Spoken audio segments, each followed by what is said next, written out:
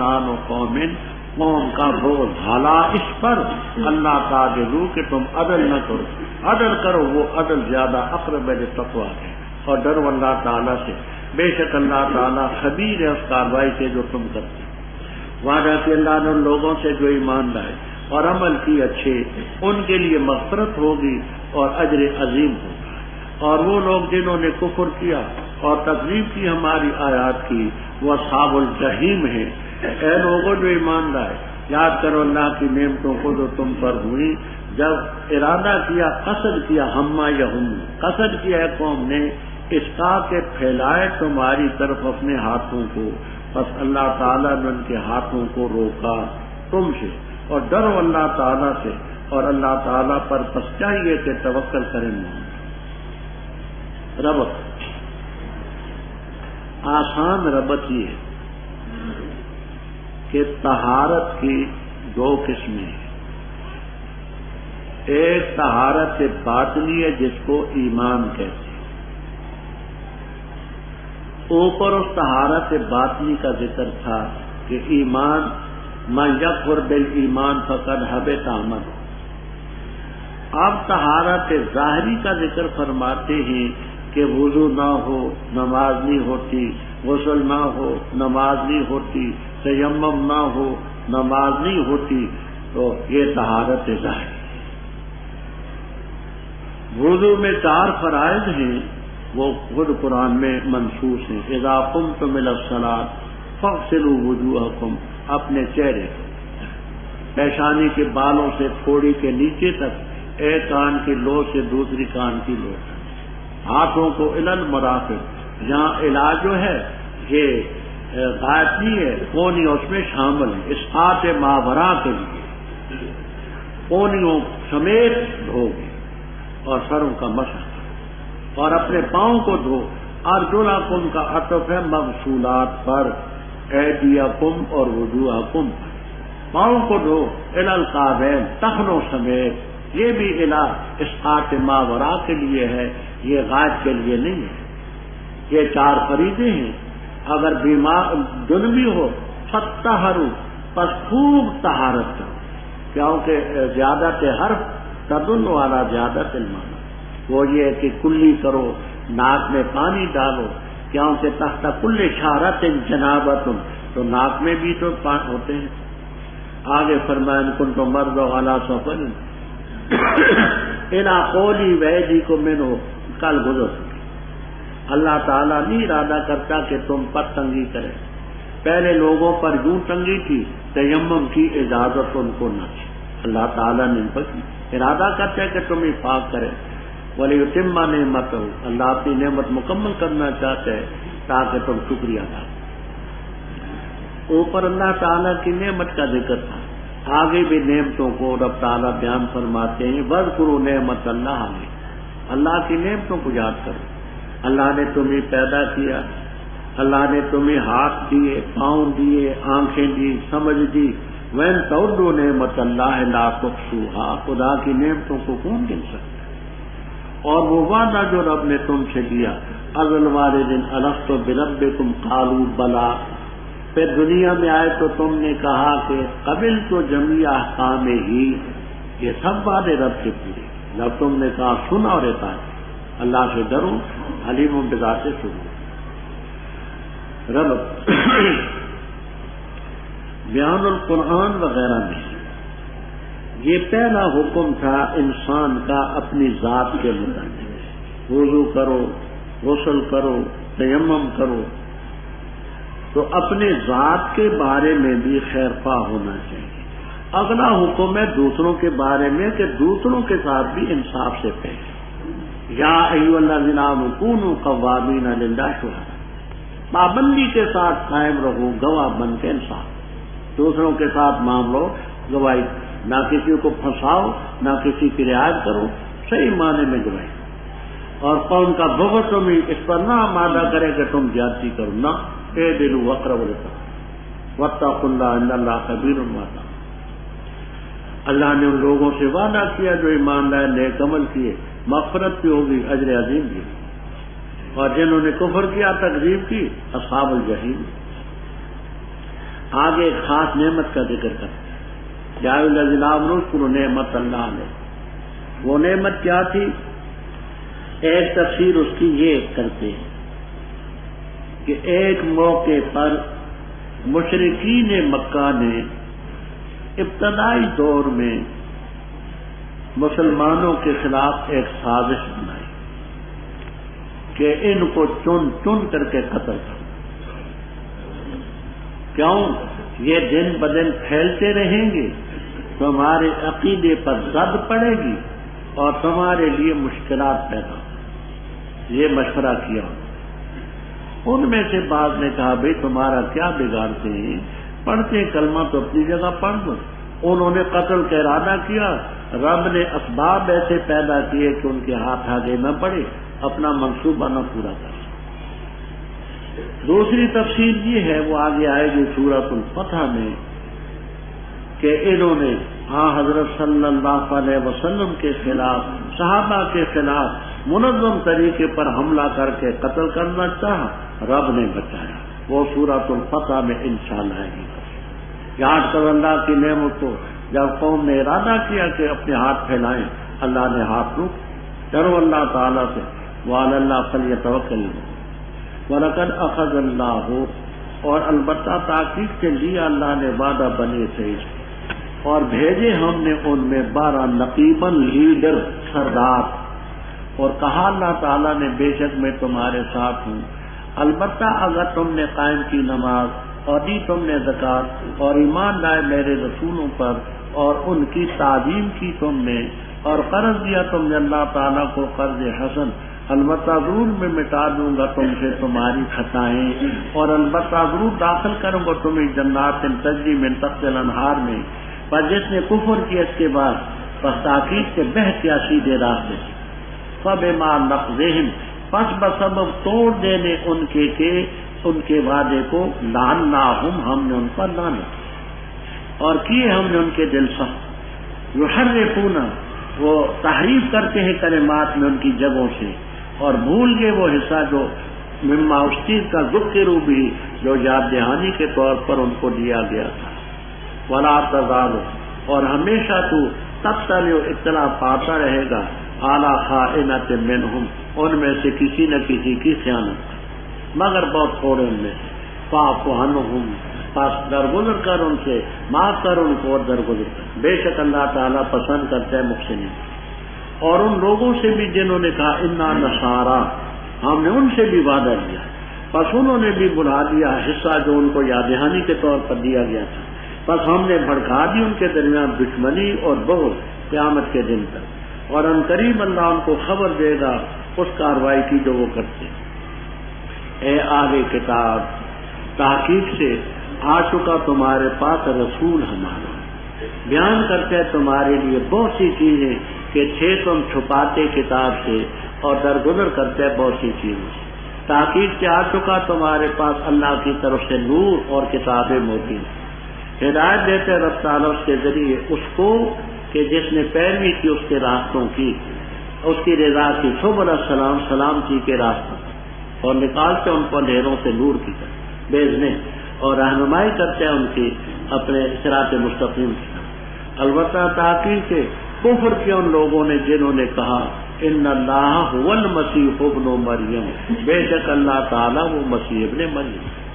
تو کہہ دے پس کون مالک اللہ تعالیٰ سے کسی چیز کا، اگر ارادہ کرے اللہ تعالیٰ یہ کہ ہلاک کرے مسیح ابن مریم کو اور اس کی ماں کو اور ان کو جو زمین میں سب کو، اور اللہ تعالیٰ ہی کے لیے ملک آسمانوں کا اور زمین کا اور جو کچھ ان کے درمیان ہے، پیدا کرتے ہے جو چاہے، واللہ تعالیٰ کو نشین کرے. اور کہا یہود نے اور نصارہ نے ہم ابناء اللہ، اللہ کے بیٹے ہیں اور اللہ کے محبوب ہیں. تو کہہ دے پس کیوں تمہیں سزا دیتا ہے تمہارے گناہوں کی وجہ سے، بلکہ تم بشر ہو ممن، اس مخلوق سے خلقہ جو رب نے پیدا کی، بخشے گا جس کو چاہے گا اور سزا دے گا جس کو چاہے گا. وَلِلَّهِ مُلْكُ السَّمَاوَاتِ وَمَا بَيْنَهُمَا، اور اسی کی طرف لوٹنا ہے. اہل کتاب، تحقیق سے آ چکا تمہارے پاس ہمارا رسول، بیان کرتا ہے تمہارے لیے اعلیٰ فترت، وقفے پر، رسولوں کے وقفے کے بعد، ان تقولوا، تاکہ نہ کہہ دو تم نہیں آیا ہمارے پاس بشیر اور نہ نذیر، بس تاکید سے آ چکا تمہارے پاس بشیر اور نذیر، اور اللہ تعالیٰ ہر چیز پر قادر ہے۔ رب ابھی آپ نے پڑھا کہ وَاذْكُرُوا نِعْمَتَ اللَّهِ عَلَيْكُمْ وَمِيثَاقَهُ، کہ تم نے جو اللہ کے ساتھ وعدہ کیا ہے اس کا خیال رکھنا۔ آگے فرماتے تمہارے میثاق کا حشر وہ نہ ہو جو یہود کے ساتھ ہم نے میثاق کیا تھا اور نصارہ کے ساتھ کیا تھا، انہوں نے اس کو نہیں نبھایا۔ یہود کے ساتھ تھا، نہیں نبھایا۔ نصارہ کے ساتھ ہم نے وعدہ کیا، تم سے وعدہ لیا تھا، نہیں پورا کیا، تو تمہارے میثاق کا وہ حشر نہ ہو۔ پہلے یہود کا ذکر آتا ہے، ہم نے اللہ تعالیٰ نے لیا میثاق بنے سے ہی، ہم نے ان کے 12 لیڈر مقرر کیے۔ پہلے گزر چکا ہے کہ یعقوب علیہ السلام کے 12 بیٹے تھے، ہر بیٹے کا الگ الگ قبیلہ تھا اور ان کے انتظامی امور کے لیے ایک ایک ان کا سردار، اور اللہ تعالیٰ نے فرمایا تھا کہ میں تمہارے ساتھ راضی بھی ہوں گا اور مدد بھی دوں گا تمہیں، لیکن شرط یہ ہے تم نماز قائم کرو، زکوٰۃ دو، رسولوں پر ایمان لاؤ۔ وَعَزَّرْتُمُوهُمْ، اس لفظ کو سمجھو۔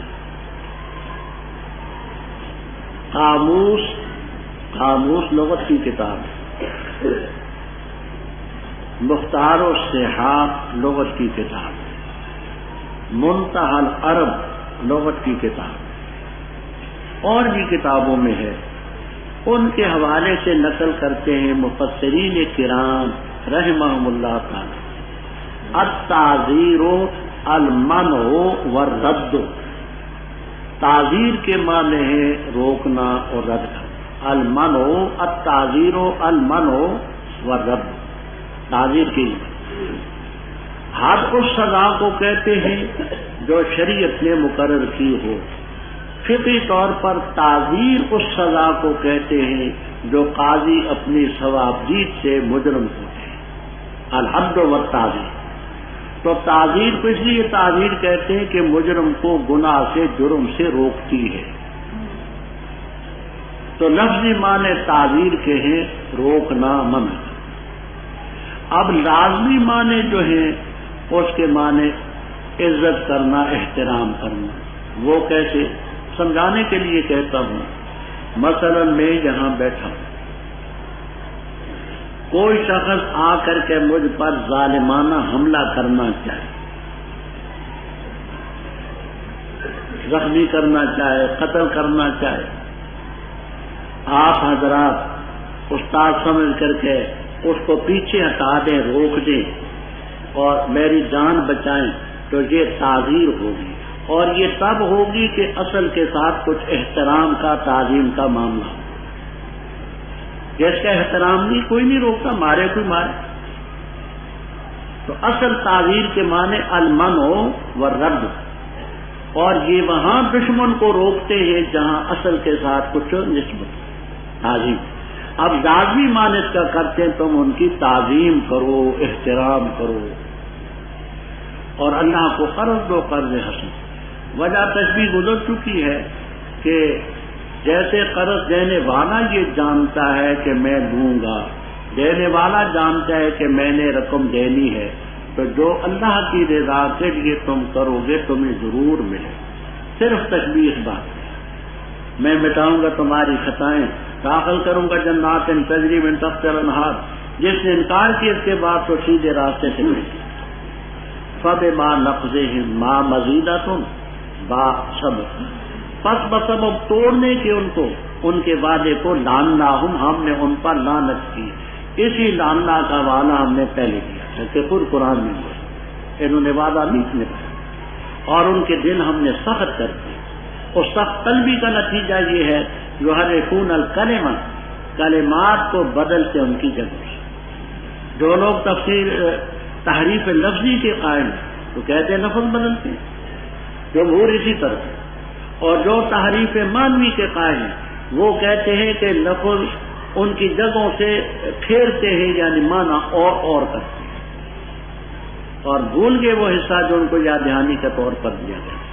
وَلَا تَزَالُ تَطَّلِعُ عَلَىٰ خَائِنَةٍ مِّنْهُمْ، یہ خائنتن کیا ہے؟ یہاں 3 تفسیریں مشہور ہیں، کشاف، روح المعانی، کمالین، جمل وغیرہ۔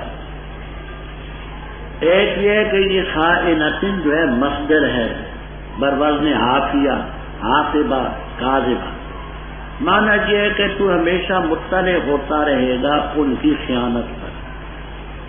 دوسرا، خائنتن اس میں فاعل کا صیغہ ہے، موصوف اس کا محذوف ہے، وہ یہ ہے وَلَا تَزَالُ تَطَّلِعُ عَلَىٰ نَفْسٍ خَائِنَةٍ مِّنْهُمْ، ان میں سے کسی نہ کسی خیانت کار نفس پر تو مطلع ہوتا رہے۔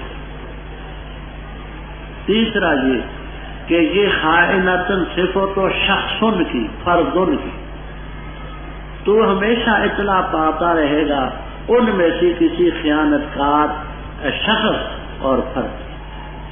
اب سوال پیدا ہوگا کہ شخص اور فرد تو مذکر ہے، یہ تا کیسے آ گئی؟ تو اس تفسیر پر کہتے ہیں کہ تا مبالغے کے لیے ہے، جیسے رجل علامۃ، رجل نصابۃ، رجل راویۃ، یہ تا تاریخ کے لیے تا مبالغے کی ہے، تو مانا ایسا فرد جو انتہائی جو ہے خیانت کار ہے، مگر بہت تھوڑے ان میں سے۔ فاعف عنہم واصفح، میں نے پہلے پارے میں باحوالہ عرض کیا تھا، کوئی شاید بیان کر دیں کہ کس کا حوالہ دیا تھا، اور فاعف اور واصفح کا کیا معنی میں نے عرض کیا تھا؟ کیا تھا بیداری کے حوالے سے، ہاں کہ بہتر کی حکومت من المذنب، ہاں، اور کا معنی کیا تھا بہتر کی تصویر ابھی بیداری کے حوالے سے میں پہلے عرض کر چکا ہوں، العفو ترک عقوبت المذنب، مجرم کو سزا نہ دیں، وصف ترک تخریب ہی، اس کو ملامت نہ دیں، بے شک اللہ یحب المحسنین۔ یہ تو تھا یہود کا وعدہ، انہوں نے پرواہ نہیں۔ اب وَمِنَ الَّذِينَ قَالُوا إِنَّا نَصَارَىٰ، ان لوگوں سے بھی جنہوں نے کہا ہم نصارہ ہیں، أَخَذْنَا مِيثَاقَهُمْ، ہم نے ان سے بھی وعدہ کیا، پس انہوں نے بھی بلا دیا ایسا جو ان کو یاد دہانی کے طور پر دیا گیا تھا، پس ہم نے ان نصارہ میں عداوت بڑھا دی، بغض قیامت کے دن، اور ہم قریب اللہ ان کو خبر دے گا جو کاروائی وہ کرے۔ رب پہلے یہود اور نصارہ کے بعد شکنیوں کا ذکر تھا، آگے اللہ تعالیٰ ان کو خطاب کر کے فرماتے ہیں یا اہل الکتاب، تاکید سے آ چکا تمہارے پاس ہمارا رسول محمد صلی اللہ تعالی علیہ وسلم، بیان کرتے ہیں تمہارے لیے بہت سی چیزیں جن کو کتاب سے چھپاتے تھے، اور درگزر کرتے ہیں بعض وہ بات جو منسوخ ہو چکے یا تمہاری شریعت کے ساتھ تھے، ان کو بیان کرنے کا معنی کوئی نہیں، باقی چیزوں کو بیان کرتا ہے۔ تاکید سے تمہارے پاس آ چکا نور اور کتاب مبین، یہدی باللہ من اتبع۔ اب یہاں بات تو خاصی طویل ہے، میں مختصر سی بات عرض کرتا ہوں، غور سے میری بات سمجھیں۔ یہ نور کا لفظ ہے، اس سے کیا مراد ہے؟ تو یہاں 2 تفسیریں، ایک تفسیر یہ ہے کہ نور سے قرآن کریم ہی مراد ہے، اور وہ کتاب مبین میں واو عطف تفسیری ہے، نور اور کتاب مبین دونوں ایک چیز ہے۔ ان کیا ہے؟ پہلا قرینہ رسول کا ذکر آیت کی ابتدا میں آ چکے، قد جاءکم رسولنا، رسول کا ذکر آ چکے اسی آیت کی ابتدا، اور آگے یہدی بھی، اگر یہ کتاب الگ ہوتی، نور الگ ہوتا تو یہدی بہما ہوتا، بھی کی ضمیر مفرد یہ بتاتی ہے کہ دونوں ایک، یہ قرینہ ہے سیاق اور سباق، یہ دونوں ایک۔ دوسرا قرینہ آج یہ آپ نے پڑھا وَأَنزَلْنَا إِلَيْكُمْ نُورًا مُبِينًا، تو نور مبین قرآن کریم کو کہا گیا۔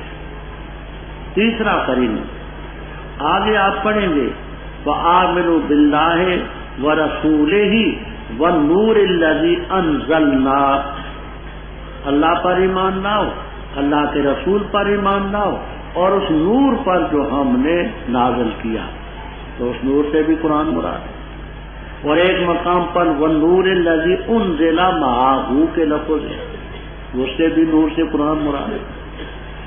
اور آگے آپ پڑھیں گے کہ ما کنت تدری مل کتاب ولل ایمان ولکن جعلناہ نورا، اس نور سے بھی قرآن کریم مراد ہے۔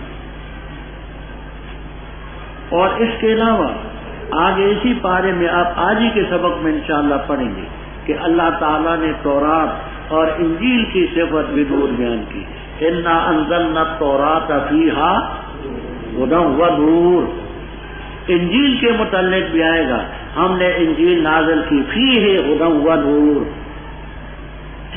تو یہ تمام قرائن اس بات کو متعین کرتے ہیں کہ اس سے مراد کتاب ہی۔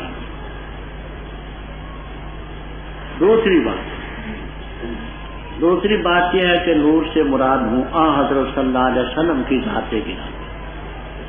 یہ تفسیر بھی ہے، روح المعانی میں ہے اور تفسیروں میں موجود۔ اس بات کو ذرا غور سے سمجھیں، حضرت صلی اللہ علیہ وسلم کی ذات ہے بشر، اور آپ کی صفت ہے نور۔ ذات ہے بشر، قل انما انا بشر مثلکم هل کنت الا بشرا رسولا۔ ذات آپ کی بشر، انسان، آدمی، صفت آپ کی نور، نور ہدایت، نور اسلام، نور ایمان آپ کو اللہ تعالیٰ نے۔ قرینہ یہی حضرات جو جہاں نور سے آپ کی ذات مراد لیتے ہیں، جلالین میں ہے، سیوطی رحم اللہ تعالی حال کن باللہ بشر رسولہ کا معنی اے آدمیین، وہی آلوسی رحم اللہ تعالیٰ جو جہاں نور سے آپ کی ذات مراد لیتے ہیں۔ پہلے ایک حوالہ تو آپ سن چکے نا، تو آگے مزید جہاں بشر کے لفظ ہیں اے آدمی مثلکم، میں تمہارے جیسا آدمی ہوں۔ یہ نور مانتے ہیں آدمی مان کر، تو ذات ہے آپ کی بشر، آدمی، انسان، صفت آپ کی نور۔ اب یہاں بعض لوگ یہ مغالطہ دیتے ہیں، مغالطہ یہ دیتے ہیں کہ اگر حضرت صلی اللہ علیہ وسلم بشر ہوتے تو آپ کا سایہ ہوتا، حالانکہ حدیث میں آتا ہے کہ آپ کا سایہ نہ تھا۔ ہم نے مبسوط بات کر دی ہے، تنقید متین میں، اتمام البرہان میں ہم نے کہا کہ یہ جو روایت آتی ہے کہ آپ کا سایہ نہ تھا، اس میں عبد الرحمن ابن قیس زعفرانی راوی ہے، کذاب خبیث رافضی یضع الحدیث، پورے حوالے ہم نے وہاں نقل کر دی۔ اور اس کے مقابلے میں ہم نے مسند احمد، مجمع الزوائد، مستدرک حاکم اور ہادی الافراح کے حوالے نقل کیے صحیح اسانید سے کہ آپ کا سایہ تھا۔ تو یہ روایت کہ آپ کا سایہ نہ تھا، عبد الرحمن ابن قیس زعفرانی جیسے کذاب، رافضی، خبیث یضع الحدیث کا ہے، اور مقابلے میں وہ روایتیں بحوالہ ہم نے صفحات دے کر کے نقل کی ہیں کہ آپ کا سایہ تھا۔ اس میں تنقید متین بر تفسیر نعیم الدین اور اتمام البرہان میں مفصل بات سمجھے گا، مزید کی گنجائش نہیں ہے۔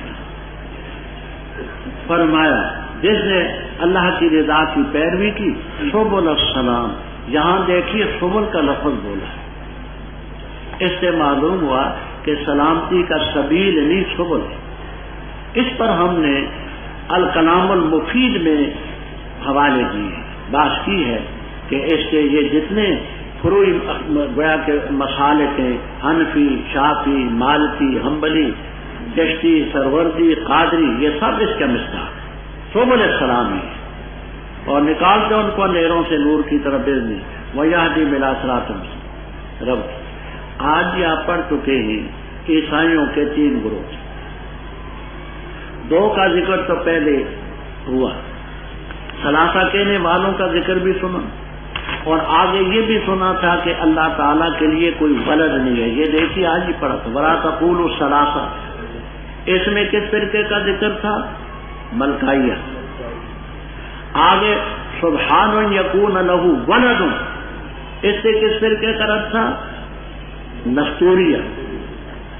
اب آ گیا ملکائیہ، لقد کفر الذین، البتہ تاکید سے کافر ہیں وہ جو کہتے ہیں کہ بے شک اللہ تعالیٰ ہی وہ مسیح ابن مریم ہے۔ یہ حلولیہ فرقہ تھا یعقوبی، اور مثالیں یوں دیتے تھے، کہتے تھے دیکھو جی آگ ہے، لوہا، آگ کی جنس الگ ہے، لوہے کی الگ ہے، لیکن جس وقت لوہے کو آگ میں ڈالو، لوہا گرم ہو جائے تو آگ کی تاثیر اس میں آ جاتی ہے، وہ بھی جلاتا ہے، لوہا بھی جلاتا ہے۔ اسی طرح اللہ کی ذات الگ، یہ الگ، لیکن ایسے آپس میں محبت کی وجہ سے حلول کر کے کہ طاقت نہ گوید بعد ازاں من دیگرم تو دیگر، فرمایا پہلے رب نے کفر کا فتویٰ لگایا، پھر ان کا عقیدہ بدلایا۔ لقد کفر الذین، کافر ہیں کون؟ قالوا ان اللہ والمسیح ابن مریم، تو کہہ دے کون مالک اللہ تعالیٰ سے کسی چیز کا؟ اگر ارادہ کرے مسیح ابن مریم علیہ السلام کو اور ان کی والدہ کو ہلاک کرنے کے، اور من فی الارض، زمین کے اندر سارے کو ہلاک کرے تو کون بچائے گا؟ وہ تو خدا کی مخلوق ہیں، خدا کی مشیت میں، خدا کے حکم کے نیچے۔ وَلِلَّهِ مُلْكُ السَّمَاوَاتِ وَالْأَرْضِ وَمَا بَيْنَهُمَا يَخْلُقُ مَا يَشَاءُ۔ اللہ نے اگر بغیر باپ کے پیدا کیا تو قادر مطلق ہے۔ آدم علیہ السلام کو بغیر باپ اور ماں کے پیدا کیا، واللہ